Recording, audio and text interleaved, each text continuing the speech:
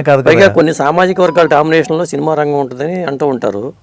మీరేమంటారు? లేదండి, అలా నేను అనుకోను. ఒకవేళ ఉన్నా సరే వారందరూ కూడా మాకు హెల్ప్ చేస్తున్నారు. నేను చేసిన సినిమాలన్నీ పిఏపి పెద్ద కంపెనీ అండి. అదేవిధంగా చాలా కంపెనీలు నాకు సహాయం, నిత్య జీవితంలో సహాయం చేసిన వాళ్ళు కూడా ఆల్మోస్ట్ ఆల్ రెడ్డీస్ అండ్ మన చౌదరీస్ అండి. నాకు బాగా స్నేహితులు, చాలా సహాయ సహకారాలు అందించిన వాళ్ళు చౌదరీస్ ఉంటారు.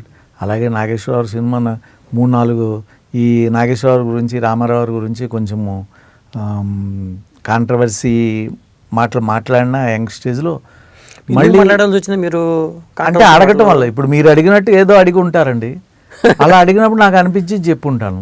వాడు ఏదో విరాళాలు వసూలు చేద్దామని అనుకుంటే మీరే ఇవ్వచ్చు కదా అని ఉంటాను. అదే మళ్ళీ అట్లా అది అంటే గబాలను వచ్చేసింది, అది ఇంతంత అన్నట్టుగా ఎదిగిపోయింది. అందరూ మనమే ఇవ్వచ్చు కదా, మళ్ళీ జనంలోకి వెళ్ళటం ఎందుకు అన్నది పెద్దగా వస్తుందండి.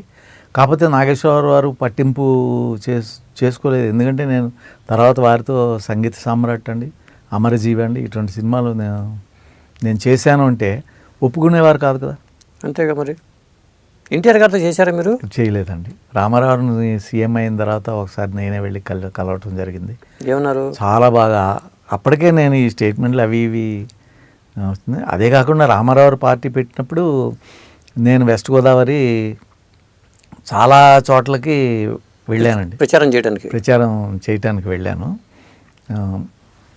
మన ఇండస్ట్రీలో ఉన్న పెద్ద ఆయన తప్పకుండా సీఎం అవ్వాలి అనే ఉద్దేశంతో బాలకృష్ణ గారు కూడా, తణుకు రావుగోపాలరావు మేము ఉండగా బాలకృష్ణ గారు కూడా వచ్చి జాయిన్ అయ్యారు. వారి వెనకాల 2-3 ప్లేసెస్కి వెళ్ళడం జరిగింది. వారు లేకుండా అనేక ప్లేసెస్కి వెళ్ళడం జరిగింది. ఎన్టీఆర్ గారు ఎందుకు కలిశారు? అదే కలవాలనిపించింది. నేను చూడలేదు, ఎప్పుడు డైరెక్ట్గా చూడలేదు, షూటింగ్స్లో అసలు ఎప్పుడు చూడలేదండి. నేను ఎప్పుడు చూడలేదు. సీఎం అయిన తర్వాత కలవాలనిపించింది. మరి ఆ ముందు వారిని కలవాలంటే నేను ఫోన్ చేస్తే పిఏ గారు, పేరు గుర్తులేదండి, ఇలా కలవాలంటే ఇప్పుడు తెల్లవారుజామున రాగలరా అని అడిగారండి. తెల్లవారుజామున వస్తానంటే 5 గంటలకు రమ్మన్నారండి. ఆబిడ్స్ వెళ్ళాను. గేటు దగ్గర ఆయన మీరు వస్తారని చెప్పారు, వెళ్ళండి సార్, గేటు దగ్గర కానీ ఇంకా లోపలికి వెళ్ళటానికి అబ్జెక్ట్ చేశారు కొంతమంది అక్కడ పొలిటీషియన్స్ పెద్దవాళ్ళు. అబ్జెక్ట్ చేస్తే ఈ లోపల పైనుంచి ఎవరు వచ్చి మీరు రండి సార్ తీసుకురమ్మన్నారు అని వెళ్ళారండి. వెళితే ఫస్ట్ డోర్ ఓపెన్ చేయగానే అసలు ఆయన్ని చూసి భయం.